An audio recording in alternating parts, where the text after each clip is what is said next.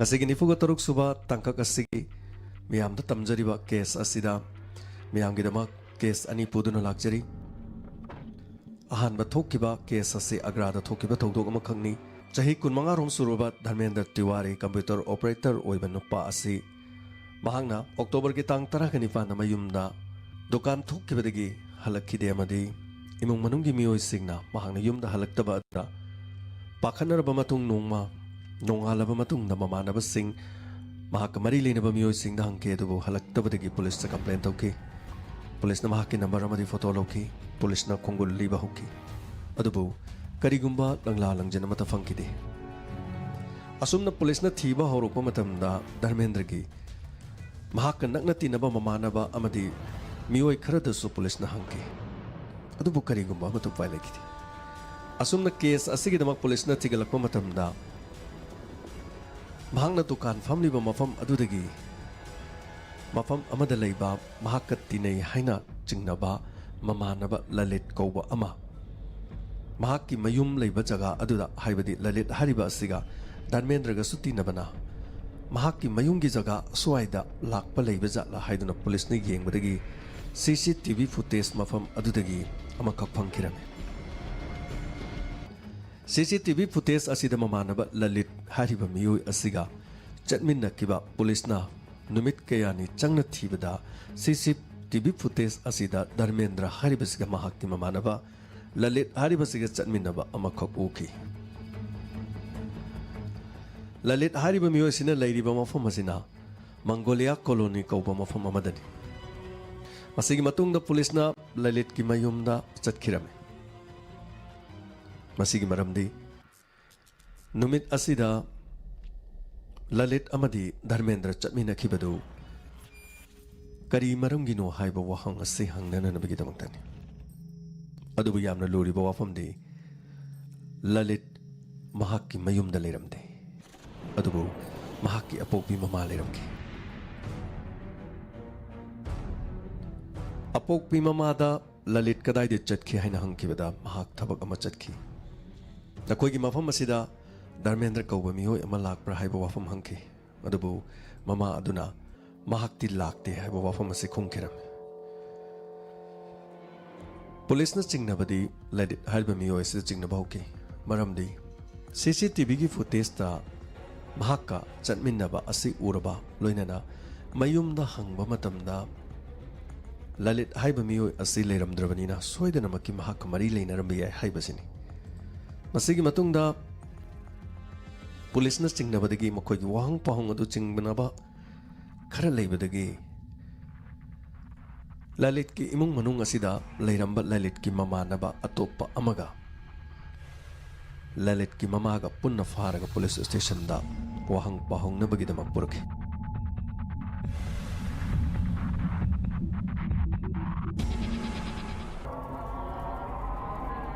ꯑꯁꯨꯝꯅ ꯄꯨꯂꯤꯁꯅ ꯋꯥꯍꯪ ꯄꯥꯎꯍꯪ ꯇꯧꯕ ꯃꯇꯝꯗ ꯀꯔꯤꯒꯨꯝꯕ ꯋꯥꯐꯝ ꯈꯔ ꯆꯤꯡꯅꯕ ꯃꯃꯥ ꯃꯄꯥꯒꯤ ꯃꯃꯥ ꯑꯃꯗꯤ ꯃꯍꯥꯛꯀꯤ ꯃꯃꯥꯟꯅꯕ ꯑꯅꯤꯗꯨꯗ ꯍꯪꯕ ꯃꯇꯝꯗ ꯋꯥꯐꯝ ꯈꯔ ꯊꯣꯔꯛꯈꯤꯔꯝꯃꯤ꯫ ꯃꯁꯤꯒꯤ ꯃꯇꯨꯡꯗ ꯄꯨꯂꯤꯁꯅ ꯆꯤꯡꯅꯕꯗꯒꯤ ꯂꯂꯤꯠꯀꯤ ꯈꯣꯡꯒꯨꯟ ꯌꯥꯝꯅ ꯀꯟꯅ ꯂꯤꯈꯤ ꯃꯍꯥꯛꯀꯤ ꯅꯝꯕꯔ ꯂꯧꯈꯤ ꯑꯃꯗꯤ ꯄꯨꯂꯤꯁꯅ ꯂꯣꯀꯦꯁꯟ ꯊꯤꯔꯕ ꯃꯇꯨꯡꯗ ꯂꯂꯤꯠ ꯍꯥꯏꯔꯤꯕ ꯃꯤꯑꯣꯏ ꯑꯁꯤ ꯄꯨꯂꯤꯁꯅ ꯐꯥꯈꯤꯔꯝꯃꯤ꯫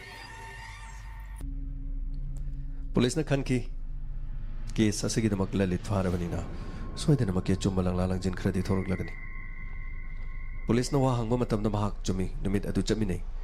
ꯑꯗꯨꯕꯨ ꯃꯍꯥꯛꯇꯤ ꯆꯠꯈ꯭ꯔꯦ ꯍꯥꯏꯕ ꯋꯥꯐꯝ ꯑꯁꯤꯅꯤ꯫ ꯑꯗꯨꯕꯨ ꯂꯂꯤꯠꯀꯤ ꯃꯑꯣꯡ ꯃꯇꯧ ꯂꯂꯤꯠꯀꯤ ꯃꯃꯥ ꯑꯃꯗꯤ ꯂꯂꯤꯠꯀꯤ ꯏꯃꯨꯡ ꯑꯗꯨꯗ ꯂꯩꯔꯝꯂꯤꯕ ꯂꯂꯤꯠꯀꯤ ꯃꯃꯥꯟꯅꯕ ꯑꯗꯨꯒ ꯄꯨꯂꯤꯁꯅ ꯈꯔ ꯆꯤꯡꯅꯕꯗꯒꯤ ꯆꯩꯐꯨ ꯑꯃꯒ ꯀꯟꯅ ꯂꯣꯏꯅꯅ ꯂꯂꯤꯠꯇ ꯈꯨꯠ ꯊꯥꯗꯨꯅ ꯄꯨꯂꯤꯁꯅ ꯋꯥꯍꯪ ꯄꯥꯎꯍꯪ ꯇꯧꯈꯤ꯫ ꯂꯂꯤꯠ ꯐꯥꯈꯤꯕ ꯑꯁꯤ ꯑꯣꯛꯇꯣꯕꯔꯒꯤ ꯇꯥꯡ 19ꯗ ꯊꯣꯛꯈꯤꯕ ꯙꯔꯃꯦꯟꯗ꯭ꯔ ꯇꯤꯋꯥꯔꯤꯅ ꯊꯣꯛꯈꯤꯕ ꯑꯁꯤꯗꯒꯤ ꯐꯥꯈꯤꯕꯁꯤ ꯊꯥ ꯑꯃ ꯂꯩꯔꯕ ꯃꯇꯨꯡꯗ ꯍꯥꯏꯕꯗꯤ ꯉꯁꯤ ꯑꯣꯛꯇꯣꯕꯔꯒꯤ 15 ꯊꯧꯗꯣꯛ ꯑꯁꯤ ꯌꯥꯝꯅ ꯊꯣꯛꯂꯤꯕ ꯐꯣꯡ ꯐꯣꯡ ꯁꯥꯕ ꯑꯗꯨꯒꯨꯝꯕ ꯊꯧꯗꯣꯛ ꯑꯃꯅꯤ ꯍꯥꯏꯕꯗꯤ ꯇꯥꯡ 19ꯗ ꯊꯥ ꯑꯃ ꯐꯥꯒꯗꯕ ꯑꯁꯤꯒꯤ ꯃꯃꯥꯡ ꯍꯥꯏꯔꯤꯕ ꯂꯂꯤꯠ ꯑꯁꯤ ꯐꯥꯈꯤꯕꯅꯤ꯫ असुमना धर्मेंद्र तिवारी महाक मांगखिबगी असि था अमा फागदब नुमित निनी हुमनी मसी खक्तंग हायरब मतम द केस असि लंगला लंजिन असि थोरकी ललित महांग हायरपगी मतुंगिना पुलिस न महाक की वाफम सिंह अदु ताब मतमदा पुलिस फावदा अताबा सिंह मैम पुनमक अंगक पोय खिरमे मदुदी ललित न हायरपगी मतुंगिना महाक असि लोन अमा पुरुबगिदमक लुपा लाख 30 की मथाई अमना साके मसीगी मतुंग द करी तौसिगे हायदुन उपाय लेरक्तबदगी महाकना प्लान अमा तौखि मदुगी प्लान अदु महाकी अपोक्पी ममासु यावे हायबसिनी पुलिस ने करी प्लानो तौरिबदो वाफम अदु मोंद हंकी लुपा लाख 30 असि महाकना लेतबदगी धर्मेंद्र हारिब मियोय असि फारगा मखोयगी इमुंग मनुंग दो रेंसम तालगा महाकी थादोकमन लुपा लाख 30 लौरो मतुंगदा धर्मेंद्र थादोक की भाई बाबा फमसिनी पैसाना सारकलबा मथाना सारकप मतमदा खल्लिबो वखल अदुना करी ओइरकदगे हाइबो वाफम अदुगी असेंगबा अमदी ओइरकदबा फत्तबा थौदोकसिंग अदु करी ओइरकदगे हाइबदु खंथबा तौदना ममादा ललितना हौदोकी अमदी महाकी ममानबा मसु थबक मखोइना सिल्लिबा प्लान असिदा यावकी मदुगी मतुंगिना नोंमा ललितना धर्मेंद्र महाकी युमदा चा थकमिनसी वारिगो ताइसानसी हाइदुना महाकी दुकानदगी कौखि असुमना मखोय नि लांमिनबगी अदुगुमा खोंचत अदुनी CCTV दा पुलिस न उखिबा अदुबु असुमना CCTV दा उखिबा अदु धर्मेंद्र अमथि ललित हारिबा असि ललित की युमदा धर्मेंद्र न लाखि मसिगी मतुंगदा ललित की ममाना कॉफी लोंदना पुथोरखि अमदी कॉफी थकमिनखि मसिगी मतुंग कॉफी थकलब मतुंगदा धर्मेंद्र मकोक ngawrखि अमदी महाक मफम अदुदा तुमथखिरमे मसिगी मतुंगदा मखोयना पांगथोकपा प्लान अदुदा धर्मेंद्र मखोय की खुदुम चनबा हाइबदु ओइखि अदुबु मखोय करी तौगदगे हाइबा मखोय खनफम खंगिदे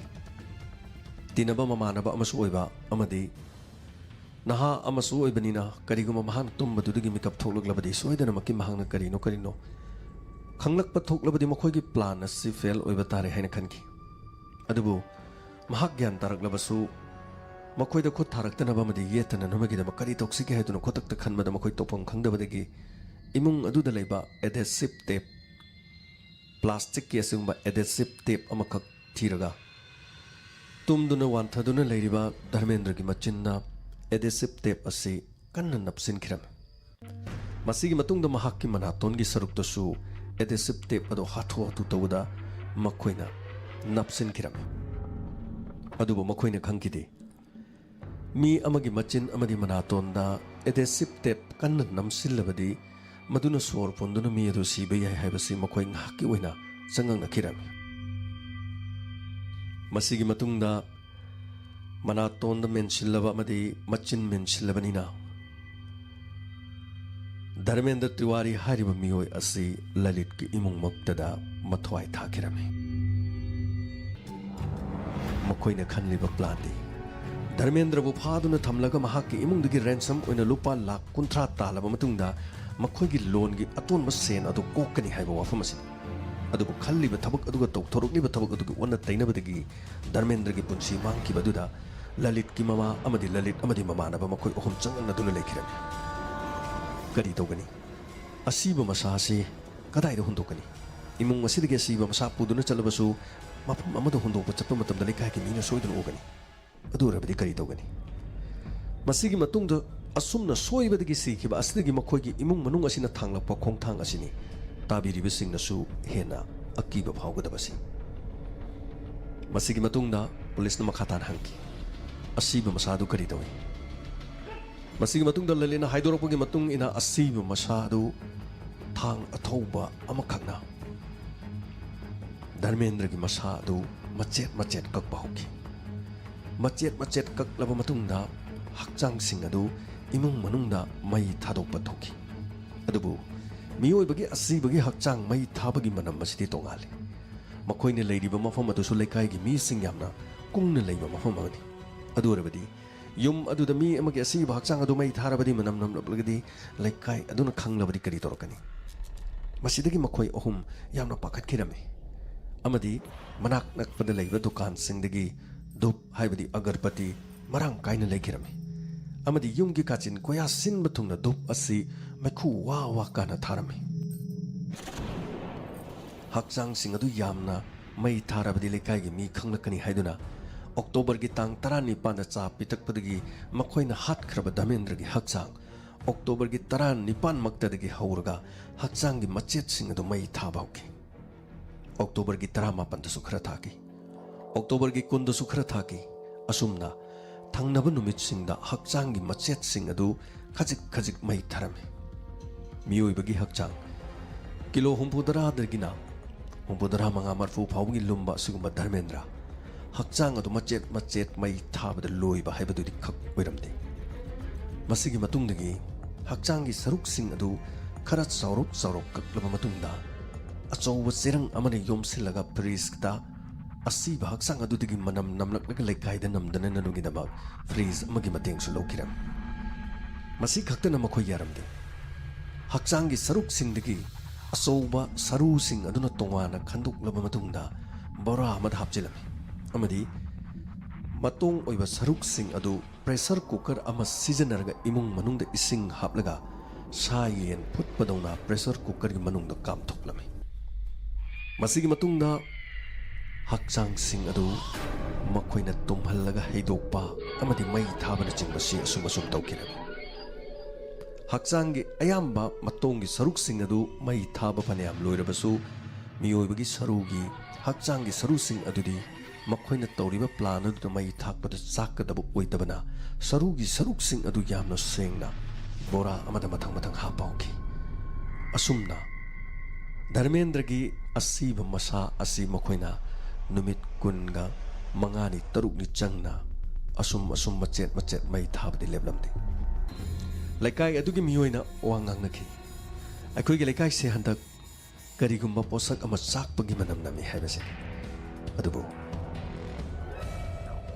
ꯀꯅꯥꯒꯨꯝꯕ ꯑꯃꯠꯇꯅ ꯂꯂꯤꯠꯀꯤ ꯏꯃꯨꯡ ꯃꯅꯨꯡꯗ ꯃꯤꯑꯣꯏ ꯑꯃ ꯍꯥꯠꯂꯒ ꯃꯆꯦꯠ ꯃꯆꯦꯠ ꯃꯩ ꯊꯥꯔꯤ ꯍꯥꯏꯕꯁꯤꯗꯤ ꯈꯪꯈꯤꯔꯝꯗꯦ CCTVꯒꯤ ꯐꯨꯇꯦꯖ ꯑꯃꯗ ꯂꯂꯤꯠꯀ ꯆꯠꯃꯤꯟꯅꯕ ꯎꯈꯤꯕꯗꯒꯤ ꯂꯂꯤꯠꯀꯤ ꯃꯃꯥ ꯑꯃꯗꯤ ꯃꯍꯥꯛꯀꯤ ꯃꯃꯥꯟꯅꯕ ꯐꯥꯗꯨꯅ ꯃꯆꯤꯟ ꯍꯪꯕꯗꯒꯤ ꯂꯂꯤꯠꯄꯨ ꯐꯥꯔꯕ ꯃꯇꯨꯡꯗ ꯄꯨꯂꯤꯁꯅ ꯋꯥꯍꯪ ꯄꯥꯎꯍꯪ ꯇꯧꯕꯗꯒꯤ ꯊꯣꯔꯛꯈꯤꯕ ꯑꯗꯨꯒꯨꯝꯕ ꯋꯥꯐꯝ ꯑꯃꯗ ꯃꯈꯣꯏꯅ ꯍꯥꯏꯔꯛꯂꯤꯕ ꯋꯥꯐꯝꯁꯤꯡ ꯑꯗꯨꯗ ꯄꯨꯂꯤꯁꯅ ꯂꯂꯤꯠꯀꯤ ꯀꯥꯝꯊꯣꯛꯂꯕ ꯄ꯭ꯔꯦꯁꯔ ꯀꯨꯀꯔꯗ ꯀꯥꯝꯂꯤꯕ ꯃꯁꯥ ꯑꯗꯨ ꯅꯈꯣꯏ ꯑꯍꯨꯝ ꯊꯣꯡꯂꯒ ꯆꯥꯕ꯭ꯔꯥ ꯍꯥꯏꯕ ꯋꯥꯐꯝ ꯐꯥꯎꯕ ꯄꯨꯂꯤꯁꯅ ꯍꯪꯈꯤꯔꯝꯃꯤ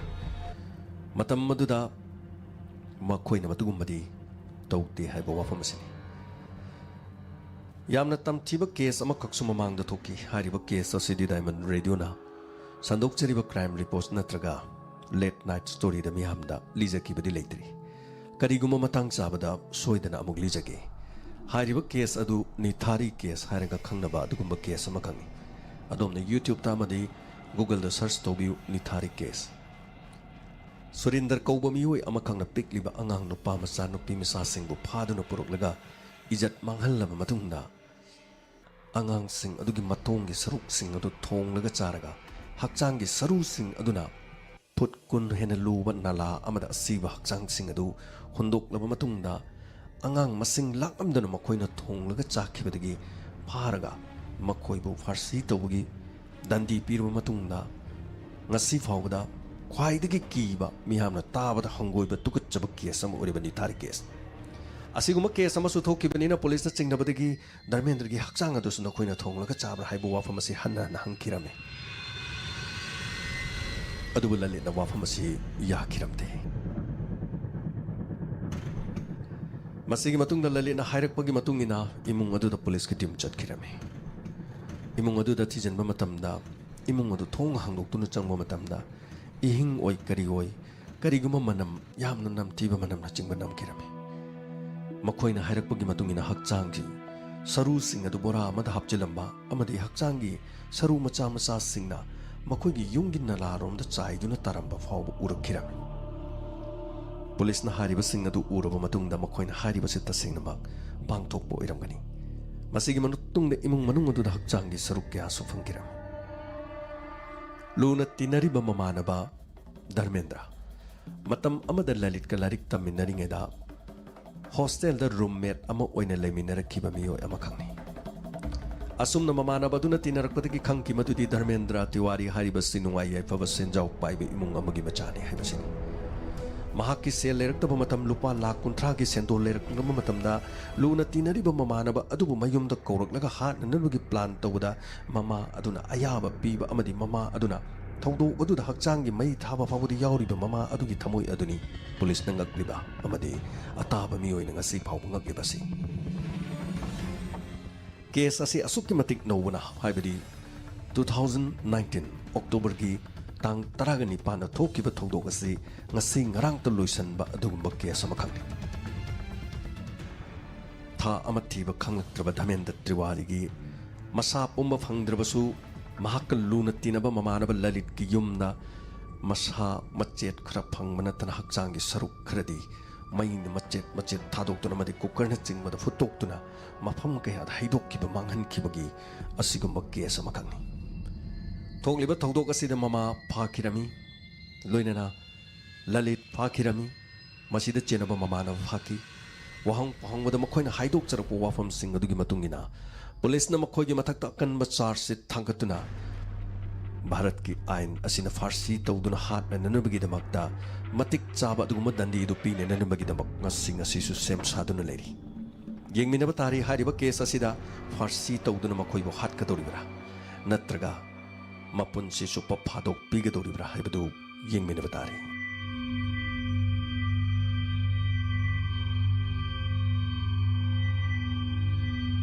masina ngasigi nifuga taruk suba late night story gi ahanba case ne case amaga hapchilaga miyamda khudol tamjari mathangi case asisu adomna tabada puning loksing soidun oigani yamna wathok chaukiba dugumba case amakhang Chhattisgarh da thokkiba asengba thodok amakhang Chhattisgarh da lupa crore chani gi company amagi mapu oiba nupa amaga mahaki company aduda private secretary oiba nupi amakhaki wari nupi asi maming Kimsi kawe Kimsi hariba nupi asi wangjawi masak matau phajai masi kaktana tana mahi masing su yamna heiba nupi amakhang Sankrachara group of companies da ISR gi thabak oina tawrame masi kaktana tana company aduda leiriba Abhishek Koba boss lupa crore chani gi mapu oriba sigi private secretary gi thabak su torame Kimsi masak matau phajabi hek urubada mi amana kalakpham oiba duguma nupi amane mahaki office aduda mahakna private secretary hek oirakpadagi mahakna mapa charu banang ni khangde mahaki thabak torokpagi mawong matau aduda yamna Abhishek na penba pokjarame noma mahaki office manungda Kimsina mahaki call amakang lokhatkirame atopa miyo amakang namakogi company gi achouba tender amakhi ayabagi pau adu mangonda pirakirame matamadu da mahangna boss ki ka manungda changki sir akhona tanarakpa lupa crore chamri gi tender do khuda faure masigi pau si tambiyo haidan hairakpani haiki matamadu da Abhishek ne yam harau kirame masi punumakse company sida nangna lakpadagi mai pakpa horoglibani tasengna harbada nangumlaba changkholabi masak matau phajarabi amakhangna company sida lakpadagi aigi thabakse matang mai pakpa horokpani masi punumakse naki nagun adunani matamadu da Kimsi na haiki thank you sir masi punumak aina nati adubu sarna thagat pirabani na thank you masigi matungda Abhishek na haiki thank you khangna yaroi ngasi nangai ga athengmada party ma chekadabani matamadu da icham chamna Kimsi su dumagyaki lupa crore chani gi mapu iraba miyo emakangna mahaki office staff amada party ma sassi haibada hektama yaroi dobugi maram dileti asumna Kimsi harau tarame yakirame makoyani fazarabaning thijaraba hotel lamada makoyani party tokirame asumna numit adudagi makhoi ani khajik naksinna haurakirami asumna matam kaya haukirami makhoi ani gi nungsinaba aronba mari asi company aduda thabak toriba kanagumba amatana khangba ngamkiramde yamna hai singna makhoi ani aronba mari adu chathakirami amaromda kimsi na mahaki khodong chaba yengba orambasu yai natraga company aduda aduk chaukraba amana private secretary amaga aronba mari leine haibo wafam ase khangkrabadi leibak pongjau tenduna mingchat thirakpa yai haiduna makhoi ani na ningthijana chathabo orambasu yai adubu thogdo kayada wari kayada ataba singi thamoida boss amadi aronba mari private secretary ga leinabagi thogdo wathok kayadi tabiriba singna so dumak tabirangani adubu makhoi ni gi mohong mato ase company adu da leiriba miyoi singna kanago machingna ba matal henkidi adukki matik haina makhoi ni gi aronba mari si leiba hokki adubu matamna awonba ohongba purei kimsi gi mama mapana Vikas Zen Koba sel tom paira ba miyoi amada lohong na nanabagi damak silang mahurukirami matam maduda kimsi sukhanki mahangna leliba punsi mariana sida mahaki oiba punsi gi oiba mahaki khongloi ama haibadudi mahak nongma soidena tangai fadana lakani adu rabadi imung manhung siliba Vikas Zen Koba no pasiga lohong mada mahak su yarage haina khanki maramdi paisa paira basu Abhishek mayum makai palaba miyoi amani makhoi anigi leinariba mari aduna oiredoba maramna mahakna lohongba dudi yakirami asumna lohongba yathokraba matungda 2013 ningthizaraba maingal marakta lemjaningai oreba miyam marakta kimsi Vikas Zen ga lohongkirami lohongba aduda Abhishek na su ayat pekide makhoi ani leinariba mari adudasu Abhishek na kimsibu mahaki nupi oige haiba wafam sinoma ta haikibasu leiti tasengna mahaki kanaba adukhak yengba miyoi amakhakni Abhishek lohong laba matungna office ta dumak kimsi thabak karaki adubu lohong khraba matungdasu Abhishek na makhoi anigi leinariba aronba mari adu makhata na chathananabagi damak kimsi da wafam asi haudorakirami adubu kimsi na wafam asi yaramte Sir, mamangda hokibaduna punsigi tangkagamani haujik laglibasina punsigi tangkagamani makhatana ai haujikti yum palabanina dugumba aronba thabak tawba pamde makhatana hadiba hanagi mari adudadi leinargumsi icham chamna office amada thabak tawbagum leirase haiba wafam se haikiram adubu wafam se Abhishek na tarai yaramte nangaiga hana leinaba mari aduda kanana khangibage haujiksu nang yum pale haujing na muke hena mina khangoi dorban nangaiga makhatana dumak aronba mari se leina se haiduna haiki adubu kimsi na wafam se sungna yaramte masida natana noma gi wafam sing asi haudoroki kimsi ta sengna makok chik pa haibdu orami thogdok sing asi mayum pan ba koi driba kimsi na mahaki maburu ibana khanglabadi mahaki punsi kari oigani adubu mahaki khongpham adudi honglamde asumna mahaki khongpham hongdaba maramna hongdok lakbiba wafam aduda mahakni yaba ngamlaktaba amadi makhoinigi marakta ungkanaba lakpadagi Abhishek ke office tagi kimsi thabak tokkirami masida mahak matha saba phagi adubu lupa crore chani gi mapu Abhishek mahaki mong matau adudi yamna pelamde mahaki tungda kari amuk torokitagi haiduna kimsi ni yamna waram tauge haibada tauba ngamba pangthokge haibada pangthokpa ngamba mahaki mong matau aduna karigumba warorakpadagi mahaki mapuroibada wafam sing asi khangalaklabadi mahaki punsida kari urakadagi haibasini asumna ngallingai gi matamda thamoi sengna mahaki nupa Vikas Zen da thokkiba thodok sing asigi wari sing asi thamoi sengna tamname matam maduda Vikas Zen na adurabadi nangi punsida mana makhatana yetananaba ai hojik plan ama torki masigi matungda mahangna plan ama tokki plan adu mahangna haiki kimsi hokkiba nangi thodok sing ado ai loina kawba ngame adubu makhatana nangi punsida mahangna yamna yelakadori masi yetana nanagidaba aina sinliba plan sida nangsu mateng pang nang Abhishek pu mafam asida ko matam adu da kimsini yakiramdi mato karam yum asida mahak pu ko godori bino adubu Vikas mahanai ki nang nai ba thamo seng na nungsirabadi mafam asida ai leite yum asida nang ga maga unasi haiduna numidang nang na mabo mutang ko madugi makha tarakpadi aina siliba plan asida yaw masina nang amadi aigi punsida mahangna ayat pa piri badu piroi dorani wafam masida Kim sisu yarami asumna Kim sina harau na Abhishek to call to kirami Abhishek mayum da Vikas zen laikti haidun mahaki yum da maki harau yum adu da sangla kirami Kim sina thong hangdoki imung da mahaku taram na okirami asumna makoi ani wari sana duna phamduna lerami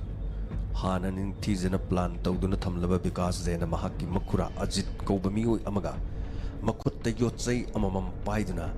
Abhishek ki makok ta kanthar kirami laimai da Abhishek taduna leki laimai aduda taduna leiraba Abhishek ki makok ta amadi masada mafam marang khangdana Ajit amadi Vikas na masing khangdani yotsai aduna kanthar kirami amadi Abhishek mafam aduda mapunsi ma kirami Masigi matungda makoi hana plan amakak toki plan adugi matung ina Abhishek mafam aduda hat aba matungda Vikas amadi Ajit na asima masado phumjinna na nabagi damak Vikas ki leiriba yum adugi inkhol kitchen garden amada put nipalom lubok kom ama hana tokthok tuna thamna kom adugi manungda Abhishek ki asima masado thadaki amadi mafam aduda leiba leibak sing adu mensilaba matungda Kom adugi matakta kobi thaduna mana masing thajilaga mini yengbada khangdena nanbagida mahona kirami asumna makoi gi plan adu mai pangna sataki adubu amarom da lupa crore chani gi mapu oriba Abhishek mayum da halakhiramde amak asigi matungda mahak imung manungna thiba khangdabagi police ta complaint torki Satisgarh gi mafam amada private company amagi lupa crore chani gi mapu Abhishek halaktaba matamda angakpa oinaki mahak kadai de chatkrabano kadai de load krabano police na asumna thiba horokiram adubu karigum langla halangjin amata lekidi masigi matungda police na tonga da chingnaba yaba likhun kaya marumda mathang thirakpada tha ani makhai hokirami tha ani makhai asida police na kanna investigation torok matamda office asida thabak tawba yaurambi private secretary Kimsi hariba nupi sikarigi damakta thabak tokibana hana private secretary oiduna thabak punna tawminaramani mahak lohongkibaga Abhishek ka kari mani leinarongani mahana office ta tokkibaga ikoi kuidana khara leraga Abhishek mangkibani adurabadi police na chingnaba asi Kimsi hariba sida oiram masigi matungda Kimsi gi mapuroiba Vikas Jain police na mayum dagi fakiram amadi wahang pahang bahauki asum nahan wahang pahang bamatamdadi karigumba matamasana haidoklamde adubu soidana maki makhoi gi mari lenaramgani haibasidagi akan ba saifuga loinana Vikas Jain da police na wahang pahang ba interrogation tawba hauba matamda masana tawdogasi mahangna tawkibani haiba haidorokirame police na machin hangi karigi damakta tawbano haidana matamaduda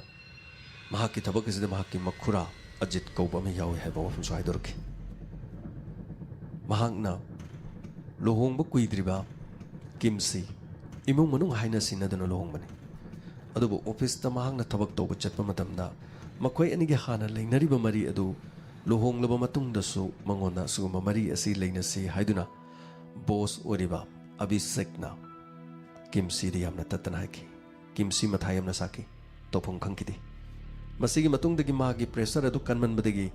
mahaki office adudagi thabak toklaba matungdasu mahakna ayetba apanba pirakpa yai haina chingnabadagi mapuroiba Vikas Jain da wafam sing asi Kimsi na sengna tammi wafam sing adu taraga mahaki punsida amuk hani yettana magidamak para ama tambirage khanduna Ajit kauba makhura amaga Vikas ka makhoi anina ningthijana hana plan tawduna thamba yochai loinana put tara hena luba kom ama tawthoklaga kimsi da phone tawduna kohalaga imung aduda unashi haiduna haijilhalaga imung aduda kauraga makhoina halaga kom aduda phomjan mani haiba wafam asini masigi matungda police made Vikas mahaki inkhol da phommi hariba mafam aduda forensic science amadi police ki team mafam aduda jutna lebak adu kothok laga hariba kom aduda siba hakchang leibra haiduni yengkhirami kom adu tokthokhi kom tokthok laba matungda tha ani makhai gi lebak manungda leiruba Abhishek ki asiba masa adu kahina soklamki adubu asiba masa adu tasengna Abhishek ne haibasi khangbadi ngamkhirami lupa crore chani gi mapu wereba Abhishek matam kharagi mamangda mahak Hindi Bollywood ki film Alap kauba film amasu mahana producer oiduna puthoki masi kakta natana mahak tennis sanaba yamna pamba mi oimani tennis ki player ama oidrabasu mahak tennis masana sibu pamsu yamna pamjaba dugo sansu yamna sanajaba mi oima oiki masi kakta natana India gi tongan tongana football gi tournament maming leiraba kaya marum sanaba dugumna tennis ki team kaya semgatuna player sing semgat pada bahagna tennis ki team ama leiduna aduguma puthoki mi oi amasuni asumna sana khona ba amadi film da ngaukjaba loinana lupa crore sanigi mapu oidiba Abhishek na mahaki private secretary ga aron ba mari leina khibadagi thokki ba thodoga makhangni thawdok asida Vikas ki machin matungina Ajit makhura fakirami loinana mihat asida makhut makna Abhishek po hatra basul loktuna ba yawbagi dama kimsi su police na fakirami asumna lupa crore chanigi mapu oiraba Abhishek mahaki private secretary ga aron mamari leina badigi mahaki mapun sik khangtap ta mangki case ani pujaruktana miyam da lijariba ahan batangkak amadi ani suba tangkak ki case tonga tongana miyam da tamjaba matang solution jare ngasigi case asi tabiraga domna comment box ta kari habiningi pungningi warol thambiu Abhishek ki khongthang chumbra Vikas Jain ki khongthang chumbra loinena adomna kimsi oramadi kari tawgini amaromdana masama ki sendon kok nananabagi damak lu na tinariba mamana babu ransom talaga sen kok kani haina khalliba wakhaluna sibu adongi thamoida kari bawibagi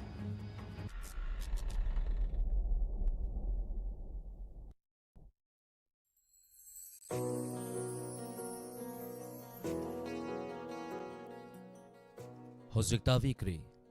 Late Night Story Nifuga Taruk Suba Two Mother Kiss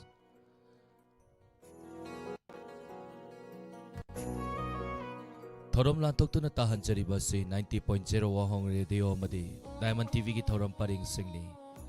YouTube amadi Facebook ta laibiri bising na inspector tayay ano batangkak kidamakta next best ta lapiyo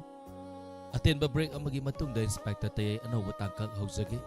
Hojiki oina di meku kradang mayam dagi laptok sari panamapu kurum sari